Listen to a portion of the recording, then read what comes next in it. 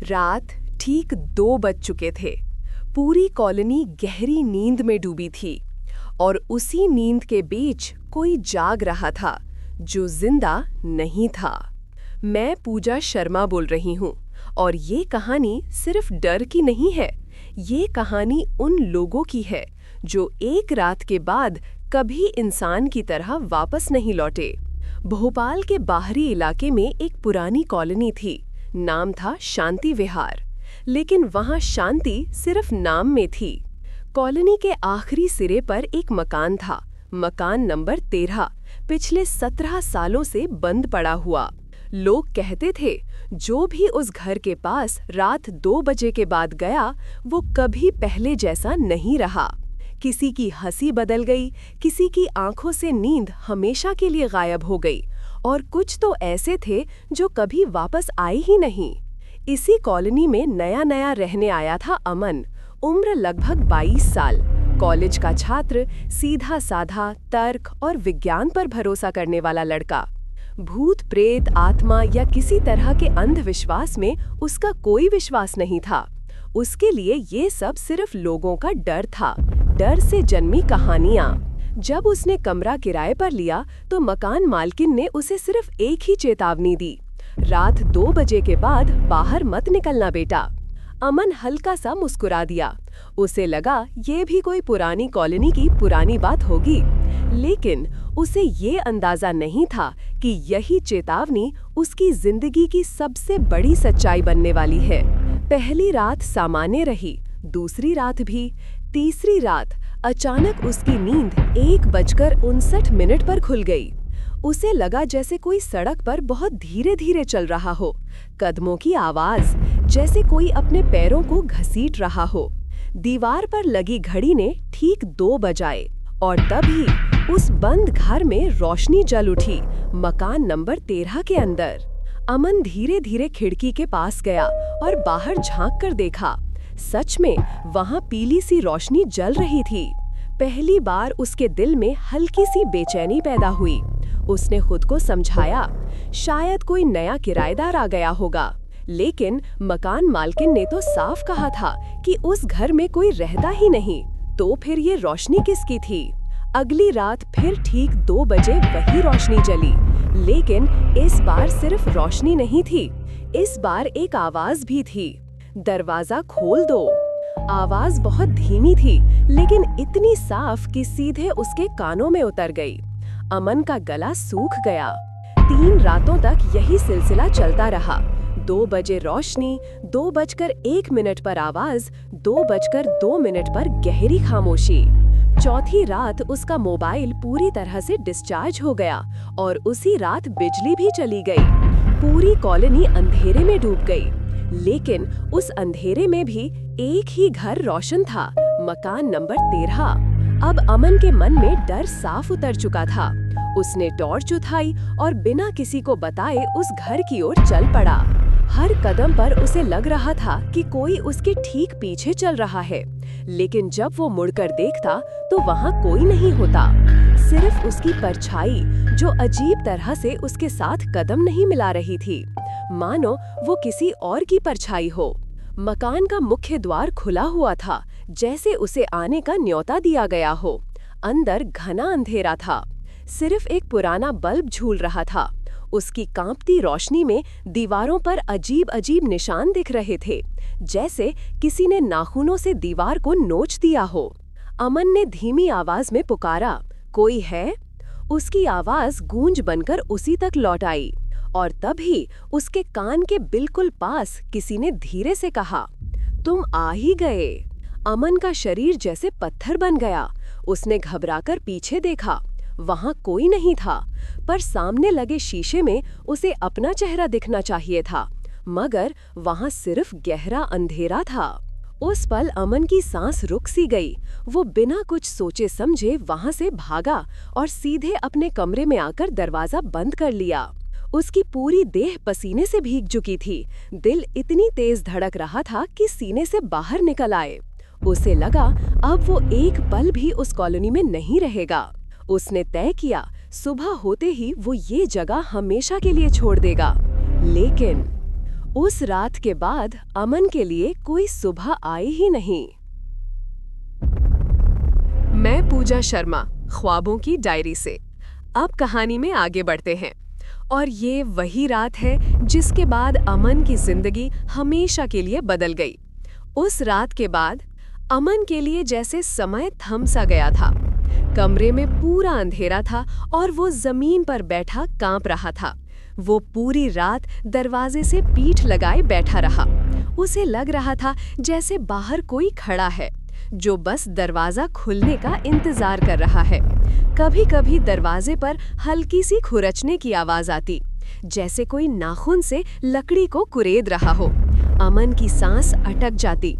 उसे डर था कि अगर उसने दरवाजा खोला तो वो चीज अंदर आ जाएगी जिसकी आवाज उसने उस घर में सुनी थी। कब रात ढली, कब सुबह हुई, उसे पता ही नहीं चला। जब खिड़की से हल्की धूप अंदर आई, तब जाकर उसके शरीर में थोड़ी जान लौटी। उसने तय कर लिया, आज चाहे जो हो जाए वो इस कॉलोनी में अब एक पल भी नहीं रहेगा।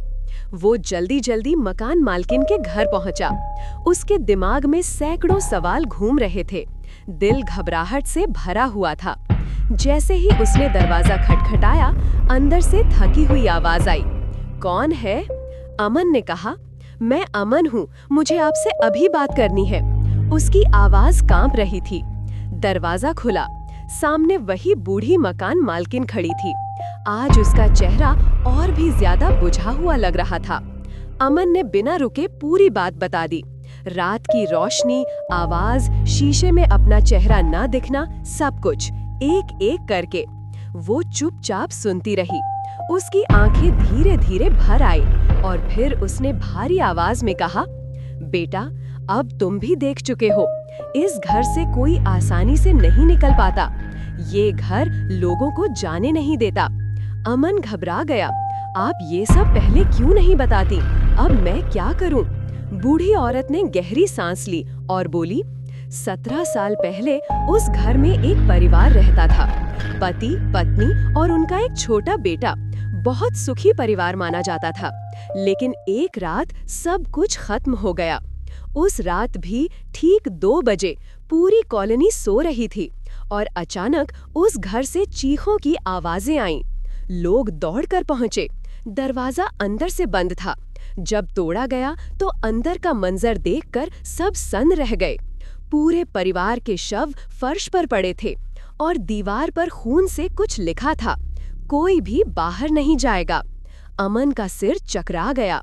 वो वहीं कुर्सी पर बैठ गया। उसके हाथ बुरी तरह कांप रहे थे। मकान मालकिन बोली, उस रात के बाद से इस घर से जुड़ी घटनाएं कभी थमी नहीं।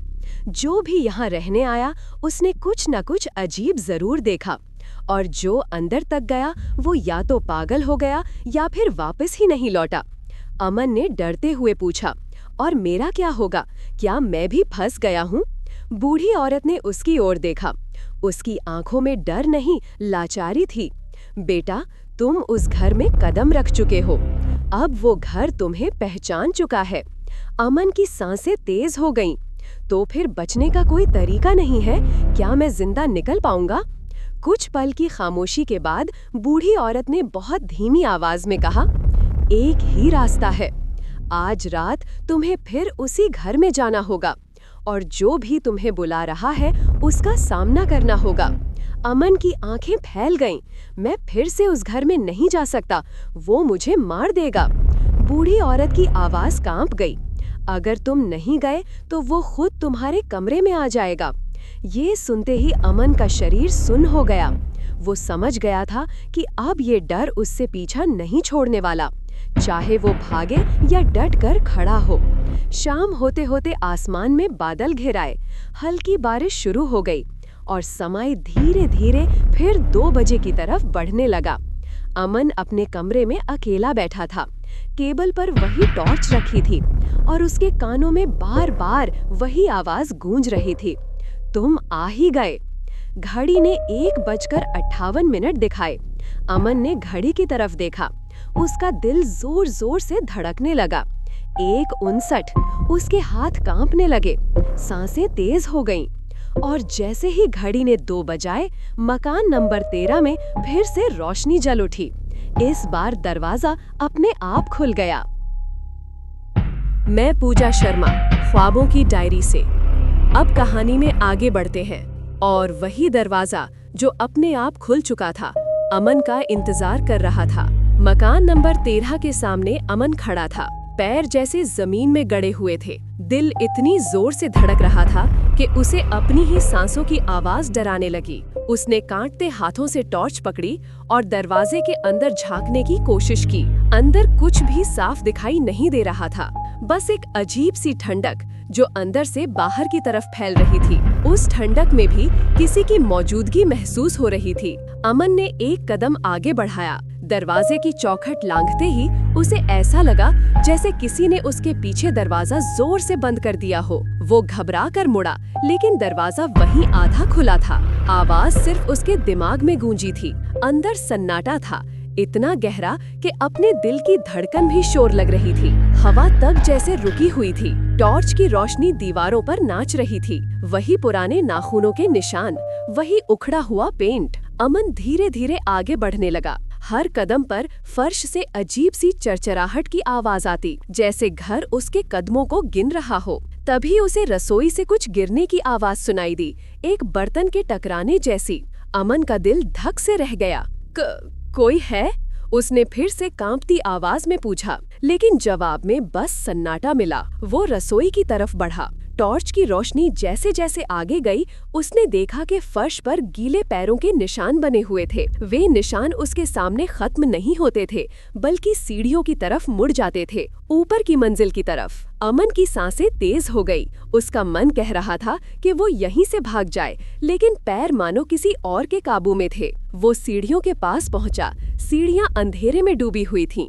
ऊपर से बहुत हल्की सी आवाज आ रही थी, जैसे कोई धीरे धीरे चल रहा हो, बहुत हल्के कदमों से, जिन्हें जानबूझकर दबाया जा रहा हो। अमन ने पहली सीढ़ी पर पैर रखा। लकड़ी कराह उठी और आवाज पूरे घर में गूंज गई। वो रुक गया, दिल थामकर खड़ा रहा, लेकिन ऊपर से वो आवाज और पास आती जा रही थी। अब ये साफ था, वो चीज नीचे की तरफ ही आ रही थी, सीधे अमन की तरफ। अमन की पकड़ टॉर्च पर और कस गई। उसका पूरा शरीर कांप रहा था, आंखें सीढ़ियों पर जमी थीं। फिर अचानक ऊपर की आखिरी सीढ़ी पर किसी का साया दिखाई दिया।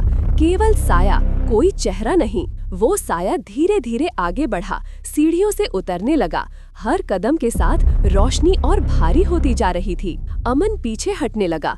उसके पैर लड़खड़ाए, पीठ दीवार से टकरा गई। अब वो साया पहली मंजिल पर पहुंच चुका था, कुछ ही कदम दूर, और अमन उसकी मौजूदगी को साफ महसूस कर रहा था। तभी उसी जानी पहचानी आवाज ने फिर से कहा, तुम आ ही गए। इस बार आवाज दूर से नहीं, बल्कि ठीक उसके सामने से आई थी। अमन की सांस अटक गई। उसने हिम्मत करके टॉर्च ऊपर की। रोशनी सीधे उस साये के चेहरे पर पड़ी, और जो उसने देखा, उसे देखकर उसकी चीख गले में ही जम गई। मैं पूजा शर्मा, आप सुन रहे हैं ख्वाबों की डायरी। अब कहानी में आगे बढ़ते हैं। अमन ने कांपते हाथों से टॉर्च उस साये के चेहरे पर पूरी रोशनी डाल दी। रोशनी पड़ते ही उसका दिल जैसे सीने के अंदर ही जम गया, क्योंकि सामने जो खड़ा था वो इंसान नहीं था। वो इंसान नहीं था, वो उसी छोटे लड़के जैसा था जिसकी तस्वीर मकान मालकिन के घर में लगी थी। 17 साल पहले मरे हुए उस परिवार का बेटा, लेकिन उसका चेहरा आधा जला हुआ था। एक आंख पूरी तरह सफेद और होठों पर जमी हुई अजीब सी मुस्कान। अमन पीछे हटने लगा। उसके पेट में जैसे कुछ टूट गया। पैर कांप रहे थे, सांस नहीं आ रही थी। उस बच्चे ने एक कदम आगे बढ़ाया और धीमी आवाज में बोला, तुम देर से आए हो। अमन की आंखों से आंसू निकल आए। मुझे जाने दो, मैंने कुछ नहीं किया। बच्चा हंसा, लेकिन वो हंसी किसी इंसान की नहीं थी। वो आवाज जैसे दीवारों से टकराकर लौट रही थी। ये घर किसी को जाने नहीं देता। जो अंदर आया वो यहीं का हो गया। अमन अचानक मुड़ा और दरवाजे की तरफ दौड़ा, लेकिन जैसे ही उसने दरवाजे को छुआ, उसका हाथ ठंड से सुन्न हो गया। दरवाजा जैसे पत्थर बन चुका था, हिल ही नहीं रहा था। अमन जोर जोर से चिल्लाने लगा, कोई है, बचाओ मुझे। लेकिन उसकी आवाज घर की मोटी दीवारों में दब कर रह गई। बाहर पूरी कॉलोनी सो रही थी, किसी को कुछ सुनाई नहीं दिया। तभी पीछे से वही आवाज फिर आई, बहुत पास से, अब तुम भी यहीं रहोगे। अमन को अपने कंधे पर किसी ठंडे हाथ का स्पर्श महसूस हुआ। उसका पूरा शरीर झटका खा गया। उसने डर के मारे आंखें बंद कर लीं। उसे लगा अब सब खत्म हो गया, अब वो कभी बाहर नहीं जा पाएगा, अब वो भी इसी घर का हिस्सा बन जाएगा। लेकिन तभी घर के अंदर कहीं बहुत जोर की आवाज गूंजी, जैसे किसी ने नीचे फर्श पर भारी चीज पटक दी हो। बच्चा अचानक पीछे मुड़ा, उसकी पकड़ ढीली पड़ गई और अमन उसी मौके का फायदा उठाकर जमीन पर गिर पड़ा। दूसरी तरफ से एक कमजोर मगर सख्त आवाज आई, अमन भागो। ये आवाज मकान मालकिन की थी। वो किसी तरह घर के अंदर आ गई थी। उसके हाथ में एक पुरानी लाल चुनरी और लोहे की छड़ी थी। उसने वो छड़ी जमीन पर जोर से मारी और कुछ शब्द जोर जोर से बोलने लगी। अमन को कुछ समझ नहीं आया, लेकिन वो बच्चा पीछे हटने लगा। उसका चेहरा दर्द से बिगड़ गया। कमरे का सारा तापमान अचानक गर्म होने लगा। मकान मालकिन चिल्लाई, अमन अभी इसी समय दरवाजे की तरफ भागो। अमन ने पूरी ताकत लगाई, दरवाजे को फिर से धक्का दिया। इस बार दरवाजा थोड़ा सा खुल गया, लेकिन तभी किसी ने उसकी टांग पकड़ ली, बहुत ठंडे हाथों से। अमन जोर से चीखा, छोड़ दो मुझे। उसने पीछे देखा, वो बच्चा जमीन पर घिसटते हुए उसकी तरफ आ रहा था। उसकी सफेद आंखें सीधी अमन पर जमी थीं। मकान मालकिन ने अपनी पूरी ताकत से चैंट और तेज कर दिया। घर की दीवारें कांपने लगी, छत से धूल गिरने लगी। दरवाजा अचानक पूरी तरह खुल गया। बाहर की हवा अंदर घुस आई और अमन ने पूरी ताकत से खुद को बाहर की तरफ खींच लिया। जैसे ही अमन बाहर गिरा, मकान नंबर 13 का दरवाजा अपने आप जोर से बंद हो गया। अंदर से एक डरावनी चीख सुनाई दी। अमन बेसूध होकर जमीन पर पड़ा था। सांसें तेज तेज चल रही थी, पूरी देह पसीने से भीगी थी। मकान मालकिन भी बाहर गिर पड़ी। उसके चेहरे पर थकान और राहत दोनों थे, लेकिन उसके होंठ कांप रहे थे। अमन ने कांपती आवाज में पूछा, क्या क्या क्या वो मर गया? बूढ़ी औरत ने सिर हिलाया। न मरता है न जीता है, वो अभी भी वही है और किसी और का इंतजार करेगा। ये सुनते ही अमन के दिल में फिर से डर उतर गया। उसने पूछा, तो फिर मैं सुरक्षित हूँ? मकान मालकिन ने उसकी तरफ देखा। उसकी आंखों में अजीब सी उदासी थी। अभी के लिए हाँ, लेकिन ये घर जिस पर निशान लगा देता है, उसे कभी पूरी तरह छोड़ता नहीं। अमन समझ गया, वो घर उससे सिर्फ दूर गया है, खत्म नहीं हुआ। मैं पूजा शर्मा, आप सुन रहे हैं ख्वाबों की डायरी। अब कहानी में आगे बढ़ते हैं। अमन जमीन पर पड़ा हाँफ रहा था। उसकी सांसें जैसे उसके काबू में ही नहीं थीं। हर सांस के साथ उसका सीना जल रहा था। मकान नंबर 13 का दरवाजा बंद हो चुका था। अंदर से अब कोई आवाज नहीं आ रही थी, लेकिन उस खामोशी में भी एक डर छुपा हुआ था। मकान मालकिन धीरे धीरे उठकर बैठी। उसके हाथ अब भी कांप रहे थे। उसकी आंखें लगातार उस बंद दरवाजे को ही देख रही थीं। अमन ने किसी तरह खुद को संभाला और जमीन से उठकर बैठ गया। उसकी नजर भी उसी दरवाजे पर टिकी थी। अब सब ठीक है ना? अमन ने बहुत धीमी आवाज में पूछा, जैसे जोर से बोलने पर वो घर फिर से जाग जाएगा। मकान मालकिन ने लंबी सांस ली। ठीक? उसकी आवाज में एक अजीब कड़वाहट थी। ये घर कभी ठीक नहीं होता बेटा, ये बस कुछ समय के लिए चुप हो जाता है। अमन को उसके शब्दों ने अंदर तक हिला दिया। उसने डरते हुए पूछा, तो फिर मैं क्या करूं? मैं यहाँ से चला जाऊं? बूढ़ी औरत कुछ देर चुप रही, फिर बोली, तुम्हें जाना ही होगा, लेकिन जाने से पहले तुम्हें पूरा सच जानना जरूरी है। अमन का दिल फिर से तेज धड़कने लगा। कैसा सच? मकान मालकिन ने धीरे धीरे अपना सिर झुकाया। उस बच्चे का सच, उस परिवार का सच और इस घर का सच। वह अमन को अपने घर के भीतर ले आई। कमरे में अब भी हल्का उजाला था। बारिश की आवाज बाहर लगातार हो रही थी। उसने एक पुरानी लोहे की संदूकची खोली। अंदर से कुछ पुराने कागज, तस्वीरें और एक फटा हुआ डायरी का पन्ना निकाला और उन्हें अमन के सामने रख दिया। ये सब उसी रात का है, 17 साल पहले की रात का। अमन ने तस्वीरें उठाईं।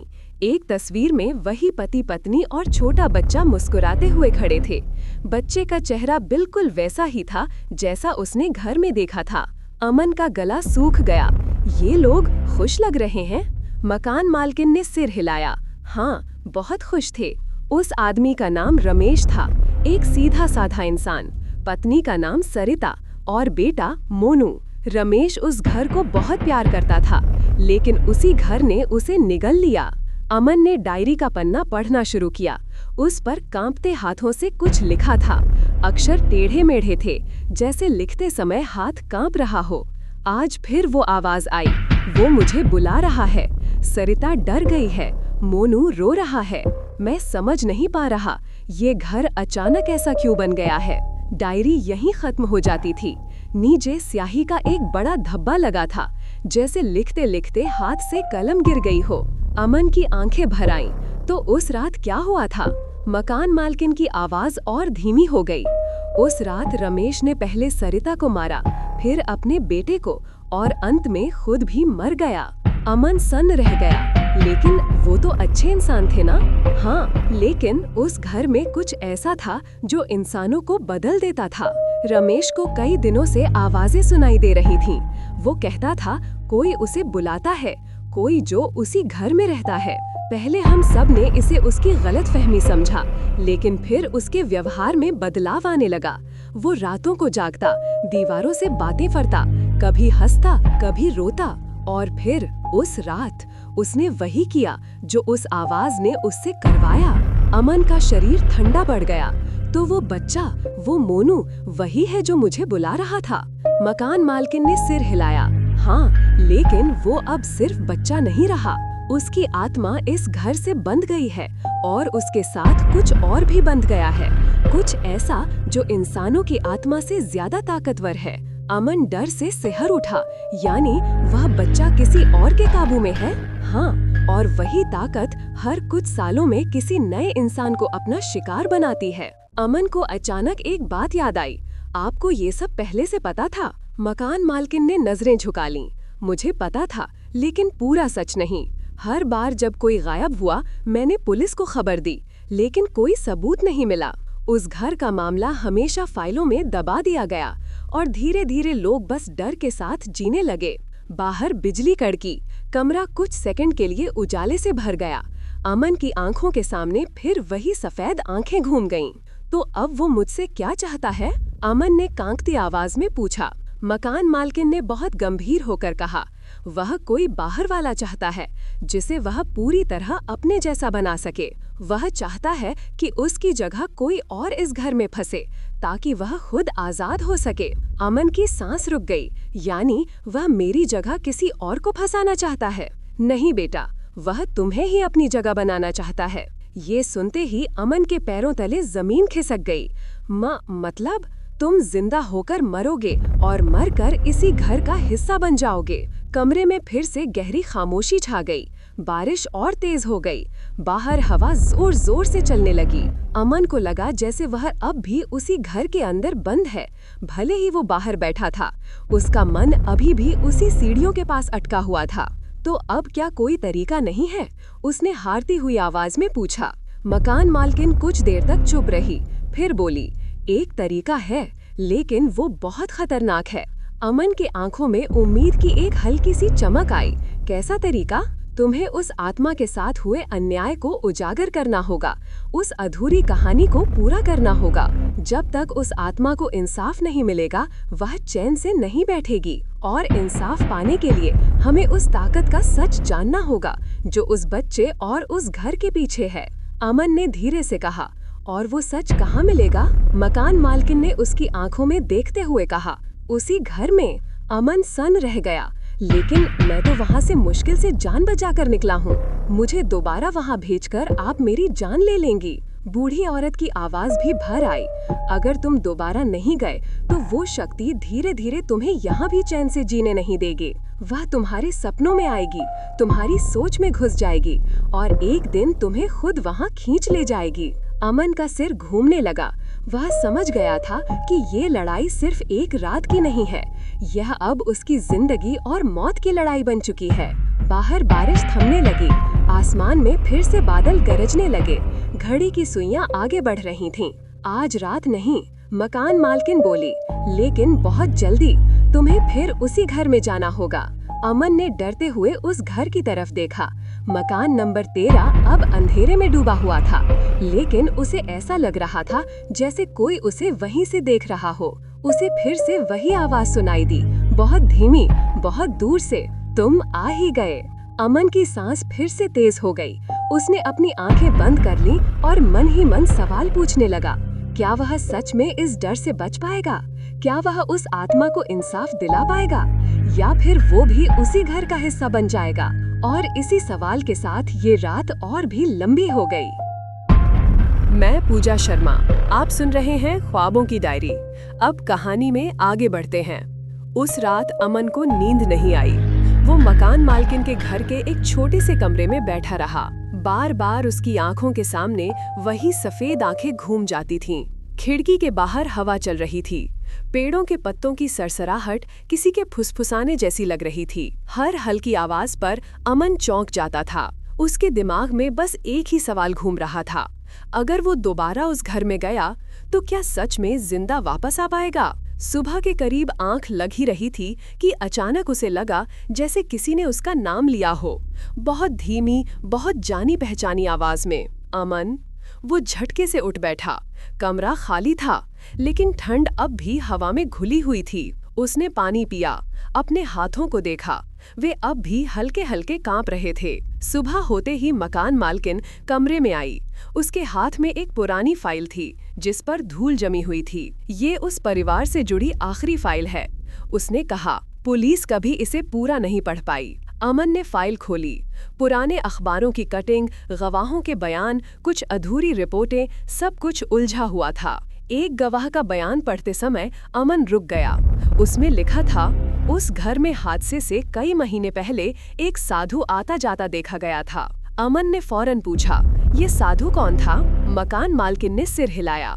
किसी को ठीक से पता नहीं, बस इतना मालूम है कि वो अक्सर रात के समय आता था। उसके जाने के बाद ही रमेश का व्यवहार बदलने लगा था। अमन का माथा ठनकने लगा। तो क्या उस साधु का इस सब से कोई रिश्ता है? शायद, बूढ़ी औरत ने कहा, क्योंकि उसी के बाद उस घर में अजीब गतिविधियां शुरू हुई थीं। अमन ने फाइल में आगे पढ़ा। एक जगह लिखा था कि रमेश ने मौत से 1 हफ्ते पहले पुलिस में शिकायत करने की कोशिश की थी, लेकिन बिना ठोस सबूत के उसे भगा दिया गया था। यानी उसे पहले से खतरे का अंदाजा था। अमन बुदबुदाया। दोपहर तक वे दोनों उसी फाइल में उलझे रहे। जितना पढ़ते गए सवाल उतने ही बढ़ते गए, लेकिन एक बात साफ हो चुकी थी, उस घर के पीछे कोई इंसानी ताकत नहीं, कोई और ही शक्ति काम कर रही थी, और उसका रिश्ता उसी साधु से जुड़ता दिख रहा था। शाम ढलने लगी, आसमान पर फिर से बादल छा गए और कॉलोनी में अजीब सी बेचैनी फैलने लगी। अमन खिड़की के पास खड़ा था और दूर से मकान नंबर 13 को देख रहा था। उसे लगा जैसे घर की अंधेरी खिड़की से कोई उसे देख रहा हो। वो आज भी जाग रहा है, मकान मालकिन ने धीरे से कहा। अमन ने पलटकर पूछा, आपको कैसे पता? क्योंकि जब वो जागता है तो हवा रुक जाती है। सच में उस पल बाहर की सरसराहट अचानक थम गई। पूरा माहौल जैसे थम सा गया। अमन के रोंगटे खड़े हो गए। रात जल्दी उतर आई। आसमान पूरी तरह काला हो चुका था। घड़ी की सुइयां फिर से 2 बजे की तरफ सरकने लगी। अमन बार बार घड़ी देख रहा था। वो जानता था उस समय से उसका कोई रिश्ता बन चुका है। आज तुम उस घर में नहीं जाओगे, मकान मालकिन बोली। आज हम सिर्फ तैयारी करेंगे। उसने अमन के सामने कुछ रख दिया, एक छोटी सी ताबीज, कुछ धूप बत्ती और एक पुरानी मोटी किताब जिसके पन्ने पीले पड़ चुके थे। इस किताब में उसी साधु के लिखे मंत्र हैं जो शायद आज भी उस घर की दीवारों में गूंज रहे हैं। अमन ने कांपते हाथों से किताब छुई। अजीब सी गर्माहट उसकी उंगलियों में दौड़ गई, जैसे किताब जिंदा हो। तुम्हें कल रात 2 बजे उसी घर में जाना होगा, मकान मालकिन बोली। लेकिन इस बार तुम अकेले में ही जाओगे। अमन चौंक गया। और कौन? उसने पलटकर मेज पर रखी एक तस्वीर की ओर इशारा किया। ये आदमी, तस्वीर में एक अधेड़ उम्र का आदमी था, माथे पर चंदन का टीका और आंखों में अजीब सी कठोर शांति। ये कौन है? अमन ने पूछा। ये वही साधु है जो उस परिवार की मौत से पहले यहाँ आता था। अमन की सांस अटक गई। लेकिन ये तो तस्वीर है, ये इंसान अब कहाँ है? यही तो सबसे बड़ा सवाल है, मकान मालकिन बोली। कुछ लोग कहते हैं कि वो आज भी जिंदा है। अगर वो जिंदा है तो क्या वो इस सब को रोक सकता है, या फिर वही सब का कारण है? रात गहरी होती चली गई। अमन की बेचैनी बढ़ती चली गई। हर गुजरते मिनट के साथ उसका डर नया रूप ले रहा था। उसे बार बार ऐसा लग रहा था जैसे कोई उसे बुला रहा हो, बहुत पास से। अमन, उसने कानों पर हाथ रख लिए। बस बस, अब नहीं। लेकिन आवाज उसके सिर के अंदर गूंज रही थी, किसी गहरी सुरंग की तरह, जिससे बचना नामुमकिन था। मकान मालकिन ने देखा कि अमन का रंग उड़ चुका है। उसने उसका कंधा थाम लिया। वो तुम्हारे अंदर घुसने की कोशिश कर रहा है, इसलिए ताबीज पहन लो। उसने ताबीज अमन के गले में डाल दी। अमन को कुछ पल के लिए राहत की सांस मिली, जैसे सिर के अंदर का शोर थोड़ा धीमा पड़ गया हो। लेकिन पूरी तरह खत्म नहीं हुआ था। कल रात जो भी हो, तुम उसकी बातों में मत आना, मकान मालकिन ने सख्त लहजे में कहा। वो पहले तुम्हें सहानुभूति देगा, तुम्हें अपना दर्द दिखाएगा और फिर तुम्हें तोड़ देगा। अमन ने सिर हिलाया। मैं तैयार हूँ। हालांकि उसका दिल जानता था कि वो बिल्कुल भी तैयार नहीं है। रात बीतती गई। सुबह होते तक अमन की हालत और बिगड़ चुकी थी। उसे नींद में भी वही बच्चा दिखाई देता रहा। हर सपने का अंत एक ही जगह होता, सीढ़ियां, अंधेरा, सफेद आंखें और वही आवाज, तुम आ ही गए। सुबह की रोशनी ने डर को थोड़ा पीछे धकेला, लेकिन खतरा अब भी वहीं था, छुपा हुआ इंतजार में। दिन भर तैयारी होती रही। किताब से मंत्र पढ़े गए, ताबीज को दोबारा बांधा गया और आखिरकार रात फिर से उतर आई। आसमान में चांद बिल्कुल नहीं था, जैसे अंधेरे ने सब कुछ निगल लिया हो। घड़ी ने 1:55 दिखाया। अमन बाहर जाने के लिए खड़ा था। उसके कदम भारी हो चुके थे। मकान मालकिन उसके साथ मुख्य गली तक आई। उसने धीमी आवाज में कहा, याद रखना, याद रखना, जो भी दिखे, जो भी बोले, उस पर भरोसा मत करना। सच्चाई हमेशा सबसे आखिर में दिखाई देती है। घड़ी 1:59 पर पहुंच चुकी थी। कॉलोनी की सारी लाइटें अचानक बुझ गईं। पूरा इलाका अंधेरे में डूब गया और ठीक उसी पल मकान नंबर 13 के अंदर रोशनी जल उठी, पहले से कहीं ज्यादा तेज। अमन ने एक गहरी सांस ली और उस रोशनी की ओर कदम बढ़ा दिया, ये जानते हुए कि इस बार शायद वापस लौटना उसके हाथ में नहीं होगा। उसके कानों में वही आवाज फिर गूंजी, अब बहुत साफ, बहुत पास, अब तो तुम चले ही आए हो। और इसी के साथ अमन फिर से उस घर के अंदर दाखिल हो गया, जहां से शायद इस बार सिर्फ सच ही बाहर आने वाला था। मैं पूजा शर्मा, आप सुन रही हैं ख्वाबों की डायरी। अब कहानी में आगे बढ़ते हैं। अमन मकान नंबर 13 के अंदर फिर से कदम रख चुका था। इस बार घर पहले से भी ज्यादा ठंडा लग रहा था, जैसे सारी गर्मी किसी ने निचोड़कर निकाल ली हो। दरवाजा उसके पीछे अपने आप बंद हो गया।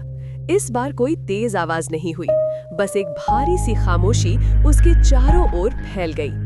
टॉर्च की रोशनी कांपते हुए दीवारों पर चल रही थी। नाखूनों के निशान अब और गहरे दिखाई दे रहे थे, जैसे किसी ने इस घर को भीतर से कुरेद दिया हो। अमन ने गले में बंधी ताबीज को जोर से पकड़ लिया। उसे महसूस हो रहा था कि ताबीज हल्की हल्की गर्म हो रही है, जैसे किसी आने वाले खतरे की चेतावनी दे रही हो। घर के भीतर अजीब सी गंध फैली हुई थी, गीली मिट्टी और जली हुई लकड़ी की मिली-जुली गंध। उसकी सांसें भारी होने लगी। अमन आगे बढ़ा, हर कदम पर फर्श चरमाती। उसकी अपनी ही आवाज उसे बहुत तेज लग रही थी। सीढ़ियों की तरफ पहुंचते ही उसे वही ठंड फिर से महसूस हुई, लेकिन इस बार ऊपर से कोई साया नहीं उतर रहा था। ऊपर अजीब सी खामोशी थी। उसने पहली सीढ़ी पर कदम रखा। लकड़ी ने फिर कराह भरी आवाज निकाली, लेकिन इस बार कोई जवाब में हिलता डुलता साया नहीं दिखा। दूसरी सीढ़ी, तीसरी सीढ़ी, उसका दिल हर कदम पर और तेज धड़कने लगा। ताबीज अब साफ तौर पर गर्म हो चुकी थी, जैसे ही वो पहली मंजिल पर पहुंचा, उसे लगा जैसे पीछे किसी ने बहुत जोर से सांस ली हो। उसकी गर्दन के बाल खड़े हो गए। कोई है? उसने कांपती आवाज में पूछा, लेकिन आवाज इस बार दीवारों में नहीं गूंजी, सीधे उसके कानों के भीतर चली गई। वो अचानक मुड़ा। पीछे कुछ नहीं था, लेकिन हवा में एक भारी सी मौजूदगी महसूस हो रही थी। पहली मंजिल का कमरा पहले से भी ज्यादा बदला हुआ था। छत अब और नीचे आती लग रही थी। कमरा सिकुड़ता हुआ सा महसूस हो रहा था। अमन ने दीवार की तरफ देखा, जहां पहले कभी कोई भी बाहर नहीं जाएगा लिखा था। अब वहां नया वाक्य उभरा हुआ था, अब कोई बचकर नहीं जाएगा। उसके पूरे शरीर में जैसे बिजली दौड़ गई। उसने पीछे हटना चाहा, लेकिन पैर जमीन में जैसे जम गए थे। तभी फर्श पर पानी गिरने की आवाज आई, टप टप टप, जैसे छत से कुछ टपक रहा हो। अमन ने टॉर्च ऊपर की। छत से लाल सा तरल टपक रहा था और वहीं बीचों बीच एक काली दरार बन रही थी। उस दरार से हल्की हल्की रोशनी झलक रही थी, वही पीली रोशनी जो हर रात 2 बजे जलती थी। अमन का दिल जोर से धड़क उठा। उसे समझ आ गया था, यहीं से उस शक्ति का असली रास्ता खुलता है। ताबीज अचानक बहुत तेज गर्म हो गई। उसके सीने पर जलन सी होने लगी। अमन ने दर्द से कराह निकाली। तभी कमरे में एक जानी पहचानी आवाज गूंजी, अमन। उसका पूरा शरीर सिहर उठा। ये आवाज बच्चों की नहीं थी, ये भारी, गहरी और बहुत पुरानी लग रही थी। तुम फिर से आ गए? आवाज बोली। अमन ने पूरी हिम्मत जुटाई, मैं सच जानने आया हूँ। कमरे की दीवारें हल्के हल्के कांपने लगीं, छत की दरार और चौड़ी हो गई, काली रोशनी नीचे गिरने लगी। सच भारी होता है, आवाज बोली। उसे उठाने के लिए बहुत ताकत चाहिए। अमन ने कांपते हुए कहा, मुझे वही सच चाहिए जिसने इस घर को नरक बना दिया। कमरे में अचानक तेज हवा चली, धूल और टूटे कागज उड़ने लगे और उसी धूल के बीच एक आकृति बनने लगी। धीरे धीरे एक लंबा सा साया उभरा। उसका चेहरा साफ नहीं था, लेकिन आंखें बहुत गहरी और बहुत काली थीं। वो साया जमीन से कुछ इंच ऊपर तैर रहा था। उसके आसपास अजीब सी ठंड फैल चुकी थी। अमन की सांसें जमने लगीं। मैं इस घर की आत्मा हूँ, साया बोला, और उस साधु की गलती हूँ। अमन का सिर घूम गया। साधु? क्या उसी ने ये सब किया? उसने मुझे बुलाया था, साया बोला, लेकिन वो मुझे कभी वापस भेजना नहीं चाहता था। मैं सिर्फ एक शक्ति था, बिना रूप का, बिना नाम का। उसने मुझे बांधना चाहा, अपने डर को ताकत बनाना चाहा और इस घर को मेरा कैदखाना बना दिया। अमन के दिमाग में सारे टुकड़े जुड़ने लगे। तो फिर रमेश मेरा पहला मोहरा था, साया बोला। वो कमजोर नहीं था, लेकिन उसका डर बहुत बड़ा था। उसने मेरी आवाज सुनी और धीरे धीरे मेरी बातों पर भरोसा करने लगा। मैंने उसे कुछ भी करने को नहीं कहा, मैंने बस उसके डर को रास्ता दिखाया और डर ने वो सब करवा लिया जो मैं खुद भी नहीं कर सकता था। अमन की आंखों से आंसू निकल आए। तो मोनू निर्दोष था, साया बोला, लेकिन उसकी आत्मा मेरी जंजीर बन गई। उसका डर, उसकी आखिरी चीख मुझे इस घर से बांध कर रखे हुए है। अमन ने कांपते हुए कहा, तो वो बच्चा जो दिखता है वो मोनू ही है? हाँ, लेकिन जो बोलता है, जो बुलाता है, वो मैं हूँ। अमन के हाथ पैर ठंडे पड़ गए। तो उसे इंसाफ कैसे मिलेगा? साया कुछ पल चुप रहा, फिर बोला, सच सबके सामने आना चाहिए। उस साधु का सच जिसने मुझे बांधा और उस डर का सच जिसने इस घर को कब्र बना दिया। जब तक लोग सिर्फ भूत से डरते रहेंगे, असल अपराधी कभी सामने नहीं आएगा। अमन ने हिम्मत जुटाई। आप चाहते क्या हैं? मैं आजाद होना चाहता हूँ, साया बोला, लेकिन बिना किसी और को बांधे। इसके लिए जरूरी है कि मोनू की आत्मा को उसकी सच्चाई बता दी जाए। अमन चौंक गया। उसे नहीं पता? नहीं, वो अब भी सोचता है कि उसके माँ बाप उसे छोड़कर चले गए हैं। वो डर और गुस्से में फंसा हुआ है और वही गुस्सा मुझे ताकत देता है। अमन की आंखें भर आईं। तो मुझे उससे बात करनी होगी। हाँ, तुम ही आखिरी रास्ता हो। कमरे की हवा और भारी हो गई। छत की दरार से लाल रोशनी अब पूरे कमरे में फैल चुकी थी और उसी रोशनी में नीचे सीढ़ियों की तरफ छोटे छोटे गीले पैरों के निशान बनने लगे। वही निशान जो हर बार अमन को ऊपर की तरफ बुलाते थे, अब वे नीचे की तरफ आ रहे थे। अमन समझ गया, मोनू आ रहा है। ताबीज अब इतनी गर्म हो चुकी थी कि उसका सीना जलने लगा, लेकिन वो ताबीज उतार नहीं सका, जैसे वो उसी का हिस्सा बन चुकी हो। सीढ़ियों से हल्की हल्की रुलाई की आवाज आने लगी, बिल्कुल वैसी जैसे किसी छोटे बच्चे की रोने की होती है। मुझे अंधेरे से डर लगता है, एक मासूम सी आवाज गूंजी। अमन का बिल टूट गया। उसने धीरे से कहा, मोनू। रुलाई अचानक थम गई, कदमों की आवाज तेज हो गई और कुछ ही पल में वो बच्चा कमरे की दहलीज पर खड़ा था। ये वही जला हुआ चेहरा था, सफेद आंखें, लेकिन इस बार उसके चेहरे पर सिर्फ गुस्से के बजाय डर भी था। तुम कौन हो? मोनू ने पूछा। अमन ने घुटनों पर बैठते हुए कहा, मैं तुम्हें घर ले जाने आया हूँ। मोनू पीछे हट गया। मुझे सबने छोड़ दिया है, तुम भी छोड़ दोगे? अमन ने रोते हुए कहा। नहीं, तुम्हारे माँ बाप ने तुम्हें नहीं छोड़ा, वे भी फंस गए थे। मोनू की उंगलियां कांपने लगी। झूठ, पापा मुझे मारने वाले थे। अमन की आंखें बंद हो गईं। नहीं, वे डर गए थे और डर ने उनसे वो सब करवा लिया। मोनू जोर जोर से रोने लगा, पूरा कमरा हिलने लगा, छत से दरारें गिरने लगी, साया कराहने लगा।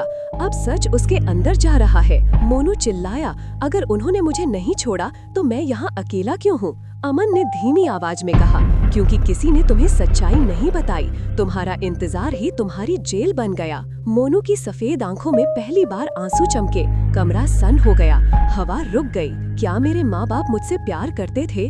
अमन ने कांपते हुए सिर हिलाया। बहुत ज्यादा। मोनू की रुलाई अब धीमी सिसकियों में बदल गई।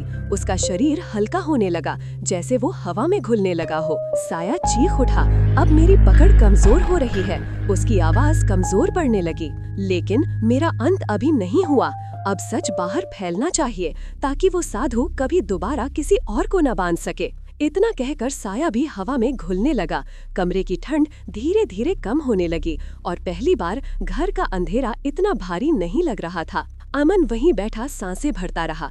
उसके शरीर से जैसे कोई बोझ हट गया था, लेकिन वो जानता था ये कहानी अभी पूरी तरह खत्म नहीं हुई है, क्योंकि जिस साधु ने ये सब शुरू किया था वो अब भी कहीं जिंदा हो सकता है और किसी नए घर की तलाश में हो सकता है।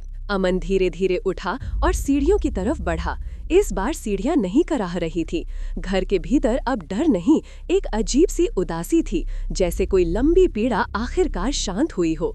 जैसे ही अमन नीचे पहुंचा, मुख्य दरवाजा अपने आप खुल गया। बाहर की ठंडी हवा उसके चेहरे से टकराई। वो बाहर आया और पहली बार पीछे मुड़कर मकान नंबर 13 को बिना कांपे देख पाया। घर अब भी अंधेरे में था, लेकिन उस अंधेरे में अब कोई बुलावा नहीं था। अमन को लगा सब कुछ खत्म हो गया है, लेकिन कहीं दूर किसी अनजान जगह पर, किसी अनजान मठ में एक बूढ़ा साधु अचानक मुस्कुरा उठा, जैसे उसे किसी बहुत पुरानी चीज के टूटने की खबर मिल गई हो। उसने धीमी आवाज में कहा, तो आखिरकार वो बंधन टूट ही गया। चलो किसी और जगह फिर से शुरुआत करेंगे। और इस रहस्यमयी मुस्कान के साथ कहानी ने एक नया मोड़ ले लिया। मैं पूजा शर्मा, आप सुन रहे हैं ख्वाबों की डायरी। अब कहानी में आगे बढ़ते हैं। अमन मकान नंबर 13 से बाहर निकल चुका था। हवा में अब पहले जैसी ठंडक नहीं थी, लेकिन उसके सीने में बैठा डर अब भी पूरी तरह गया नहीं था। गलियों में सन्नाटा पसरा हुआ था। रात धीरे धीरे अपने आखिरी पहर की तरफ बढ़ रही थी और अमन के कदम भारी होते जा रहे थे। उसे ऐसा लग रहा था जैसे वो किसी लंबी जंग से लौट रहा हो, एक ऐसी जंग जिसमें जीत तो मिली थी, लेकिन घाव अब भी ताज़ा थे। कुछ दूर पर मकान मालकिन खड़ी उसका इंतजार कर रही थी। उसकी आंखों में सवाल थे और चेहरे पर एक डरता हुआ सुकून। सब खत्म हो गया? उसने कांपती आवाज में पूछा। अमन ने धीरे से सिर हिलाया। मोनू को सच पता चल गया और वो चला गया। मकान मालकिन की आंखों से आंसू बह निकले। तो आखिर उसे शांति मिल ही गई। अमन ने थकी हुई आवाज में कहा, शांति उसे मिली है, मगर जिसने ये सब किया वो अब भी आजाद है। मकान मालकिन चुप हो गई। उसकी नजरें अंधेरे में कहीं दूर टिक गईं, जैसे उसे किसी पुरानी याद ने अंदर तक हिला दिया हो। मुझे उस साधु के बारे में सब बताइए, अमन ने कहा। हर छोटी बड़ी बात। बूढ़ी औरत कुछ पल चुप रही, फिर जैसे वर्षों पुराना बोझ उतारते हुए बोली, उस साधु का असली नाम किसी को नहीं पता। लोग उसे केवल बाबा कहते थे। वो लगभग 20 साल पहले इस इलाके में पहली बार दिखाई दिया था। बेहद साधारण कपड़े, लेकिन आंखों में अजीब सी चमक। शुरुआत में लोग उसे बहुत बड़ा संत मानते थे। कहते थे कि उसकी बातें सच हो जाती हैं। जिस घर में वो बैठकर बात करता, वहाँ लोग अपनी परेशानियां खोल कर रख देते और उसे लगता कि बाबा सब जानता है। अमन ने बीच में पूछा, पर वो लोगों की बातें जान कैसे लेता था? मकान मालकिन ने एक लंबी सांस ली। वो लोगों के डर को पढ़ लेता था बेटा, और डर इंसान का सबसे बड़ा राज होता है। रमेश भी उसी डर के जाल में फंसा था। वो कर्ज में डूबा हुआ था, पर किसी को बताता नहीं था। बाबा ने बस इतना कहा था, तुम अपने घर के भीतर ही फंसे हो। और रमेश टूट गया था। अमन को समझ आ गया, यानी बाबा ने सीधे कुछ नहीं कहा, बस उसके दिमाग में डर का बीज बो दिया। हाँ, मकान मालकिन में कहा, और वही बीज बाद में जहर बन गया। वो अमन को अपने छोटे से कमरे में फिर ले आई। दिए की हल्की रोशनी में बूढ़ा चेहरा और भी थका हुआ लग रहा था। रात मानो बार बार उस कहानी को सुनने के लिए रुक जाती थी। रमेश के मरने के बाद बाबा अचानक गायब हो गया, जैसे वो कभी इस दुनिया में था ही नहीं। पुलिस ने बहुत ढूंढा, लेकिन कोई सुराग नहीं मिला। लोगों ने मान लिया कि वही सबका दोषी है, लेकिन सबूत न होने की वजह से बात यहीं दब गई। अमन ने धीमी आवाज में पूछा, तो फिर आज इतने सालों बाद वो फिर से क्यों सक्रिय हुआ? मकान मालकिन ने सिर झुका लिया, क्योंकि उसकी बांधी हुई शक्ति टूट चुकी है और वो जानता है कि उसका किया हुआ अब बाहर आने वाला है। जब बंधन टूटता है तो बांधने वाला भी बेचैन हो जाता है। अमन को साधु की रहस्यमयी मुस्कान याद आ गई, जो उसने जाते जाते देखी थी। उसके भीतर एक ठंडी लहर दौड़ गई। तो क्या वो फिर किसी नए घर में वही सब करेगा? इसीलिए हमें उसे रोकना होगा, मकान मालकिन ने दृढ़ स्वर में कहा। सुबह होने लगी थी। आसमान का रंग धीरे धीरे बदल रहा था, पर अमन के मन में अंधेरा अब भी पूरी तरह छटा नहीं था। उसे महसूस हो रहा था कि जिस शक्ति से उसका सामना हुआ, वो केवल एक कड़ी थी। असल जाल अब भी फैला हुआ है। दिन चढ़ते ही कॉलोनी में हलचल शुरू हो गई। कुछ लोगों ने सुना था कि रात को मकान नंबर 13 से जोर की आवाजें आई थीं। लोग डर और उत्सुकता के बीच झूल रहे थे। अमन ने तय किया कि वो यहाँ एक पल भी और नहीं रहेगा, मगर वो जानता था कि भागना अब समाधान नहीं है। उसे सच को सबके सामने लाना ही होगा। दोपहर तक उसने अपने कॉलेज के एक प्रोफेसर से संपर्क किया, जो मनोविज्ञान और अंधविश्वास पर रिसर्च करते थे। उन्हें सब कुछ फोन पर बताना आसान नहीं था, लेकिन प्रोफेसर ने मिलने के लिए बुला लिया। जो देखा है सामने आकर बताओ। शाम तक अमन शहर के उस पुराने संस्थान में पहुंच चुका था। पुरानी किताबों और धूल भरी अलमारियों के बीच उसे पहली बार लगा कि शायद यहाँ से उसे सही दिशा मिल सके। प्रोफेसर ने बड़े ध्यान से उसकी बात सुनी, एक भी सवाल बीच में नहीं पूछा, बस शांत निगाहों से उसे देखते रहे। अमन पूरी कहानी सुना चुका तो प्रोफेसर ने एक भारी सांस ली। जो तुमने देखा वो केवल आत्माओं का मामला नहीं है, वो एक तरह की मानसिक और आध्यात्मिक कैद थी, जिसे किसी बेहद चालाक इंसान ने जन्म दिया। अमन ने पूछा, तो क्या वो साधु कोई साधारण आदमी नहीं है? प्रोफेसर ने अलमारी से एक पुरानी किताब निकाली। उसके पन्ने बहुत पुराने थे और उनमें कुछ प्रतीक बने थे। ऐसे लोग हमेशा साधु नहीं होते, कई बार वे पुराने तांत्रिक होते हैं, जो लोगों के डर को रस्मों में बदल देते हैं। वे सीधे किसी को मारते नहीं, वे किसी को ऐसा तोड़ देते हैं कि वो खुद सब कुछ खत्म कर देता है। अमन का शरीर सिहर उठा, यानी रमेश का अपराध भी उसी रास्ते से हुआ। हाँ, प्रोफेसर ने कहा, और वो साधु शायद कई जगहों पर यही कर चुका है। प्रोफेसर ने एक पुरानी फाइल आगे बढ़ाई। पिछले 20 सालों में देश के अलग अलग हिस्सों में ऐसे कई मामले हुए हैं, जहां पूरे परिवार एक ही रात में मारे गए और वहां से कोई साधु गायब मिला। अमन की आंखें फैल गईं। तो वो कोई अकेला नहीं है, वो एक पूरा जाल चला रहा है, या फिर वो अकेला ही सब कुछ है, जो हर जगह पहुंच जाता है। अमन को याद आया कि मोनू की आत्मा ने कैसे कहा था कि साधु ने केवल बांधा था, उसे वापसी का रास्ता नहीं दिया था। यही उसकी सबसे बड़ी क्रूरता थी। तो उसे रोका कैसे जाए? अमन ने सवाल किया। प्रोफेसर कुछ देर चुप रहे, फिर बोले, ऐसे लोग तभी रुकते हैं जब उनका सच सबके सामने आ जाए। डर का कारोबार उजाले से ही खत्म होता है। अमन को लगा जैसे उसे अपने सवाल का जवाब मिल गया हो। उसे सिर्फ सबूत चाहिए थे, जीवित सबूत। वो लौटकर कॉलोनी आया। अब उसका मकसद डर से भागना नहीं, डर को सामने लाना था। मकान मालकिन ने जब ये सुना तो कुछ पल उसे देखती रही। फिर उसने कई सालों से छुपा कर रखे हुए कुछ पुराने कागज निकाले। उनमें से एक बाबा की तस्वीर थी जो उसने कभी रमेश के घर के सामने खींची थी। यही वो है, उसने कहा। अमन ने तस्वीर को गौर से देखा। वही नजर, वही अजीब सी शांत मुस्कान। अब उसे पूरा यकीन हो चुका था, अगर ये फोटो सार्वजनिक हो जाए तो लोग उसे पहचान लेंगे। लेकिन बाबा बहुत चालाक है, वो हर बार अपना नाम और रूप बदल लेता है। अमन ने एक गहरी सांस ली, तो हमें उसे वहीं पकड़ना होगा जहां वो अगली बार वही सब करने वाला है। मकान मालकिन की आवाज कांप गई। और अगर उसने फिर किसी परिवार को फंसा लिया तो इस बार हम पहले पहुंचेंगे, अमन ने कहा। रात फिर उतरने लगी और उस उतरती रात के साथ ही कहीं दूर किसी अनजान कस्बे में एक नया घर रोशन हो रहा था। वही पीली रोशनी, वही रहस्यमयी चमक। घर के बाहर एक साधारण सा साधु खड़ा था, लाठी के सहारे, और उसके होठों पर वही पुरानी मुस्कान थी। डर फिर से तैयार है, उसने बुदबुदाया, और अंधेरे में चलते हुए वो उस घर के भीतर दाखिल हो गया। उसी पल न जाने क्यों अमन का दिल अचानक जोर से धड़क उठा, जैसे खतरा अब उसकी तरफ बढ़ रहा हो, ना कि वो खतरे की तरफ। मैं पूजा शर्मा, आप सुन रहे हैं ख्वाबों की डायरी। अब कहानी में आगे बढ़ते हैं। अमन को पूरी रात नींद नहीं आई। उसकी आंखों के सामने बार बार वही पीली रोशनी घूमती रही, वही साधु की मुस्कान, वही आने वाला खतरा।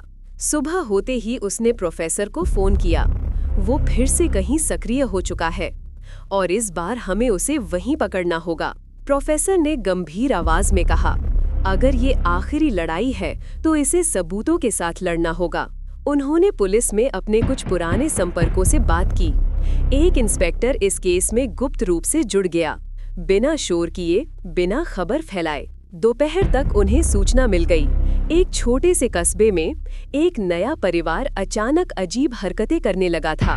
रात के ठीक 2 बजे उसी घर में पीली रोशनी जलती थी और आसपास के लोग डर के मारे बाहर निकलना बंद कर चुके थे। अमन सुनकर सन्न रह गया। मतलब वो फिर वही सब शुरू कर चुका है। इंस्पेक्टर ने कहा, हम सीधे हमला नहीं करेंगे, पहले सबूत चाहिए, और वो सबूत हमें तुम्हारी मदद से मिलेगा। शाम होते होते तीनों चुपचाप उस कस्बे की तरफ निकल पड़े। अमन, प्रोफेसर और इंस्पेक्टर, बिना किसी पुलिस गाड़ी के। रात उतरते ही वो कस्बा और भी डरावना लगने लगा। सड़कें वीरान, खिड़कियां बंद। दूर वही घर दिखाई दिया जहां पीली रोशनी जल रही थी, और उसी रोशनी के सामने एक बूढ़ा साधु बैठा था। वही है, अमन ने धीमी आवाज में कहा। इंस्पेक्टर ने कैमरा ऑन कर लिया। प्रोफेसर ने पुराने मंत्रों वाली किताब खोल ली और तीनों धीरे धीरे उस घर के पास पहुंचे।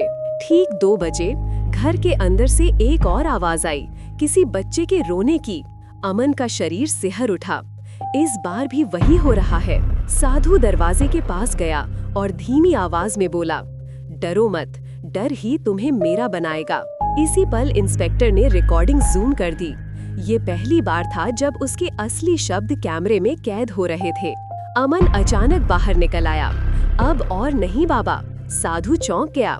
उसने मुड़कर देखा। अमन को देखते ही उसकी आंखों में पहचान की चमक आ गई। तो तुम अब भी जिंदा हो? वो मुस्कुरा दिया। अमन ने कांपती लेकिन दृढ़ आवाज में कहा, और तुम्हारा सच अब ज्यादा देर नहीं छुपेगा। साधु जोर से हंसा। सच?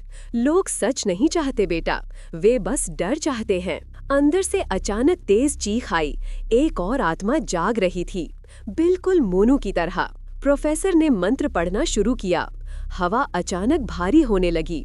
घर की दीवारें कांपने लगीं। साधु की मुस्कान पहली बार डगमगाई।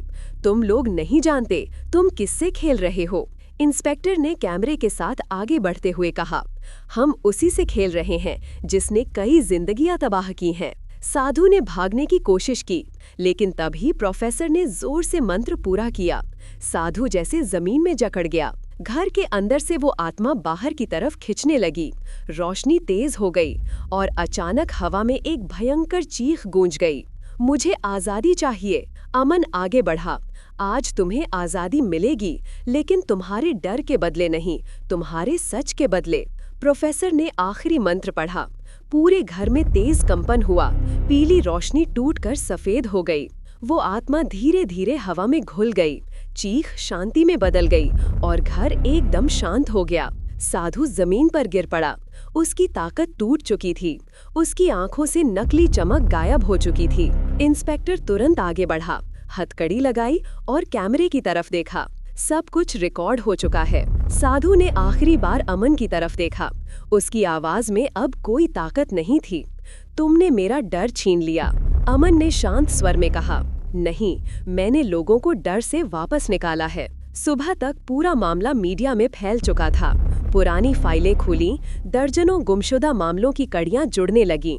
देश के अलग अलग हिस्सों में ऐसे कई साधु पाखंडी पकड़े गए जो उसी डर के रास्ते पर चल रहे थे। मकान नंबर 13 को सील कर दिया गया।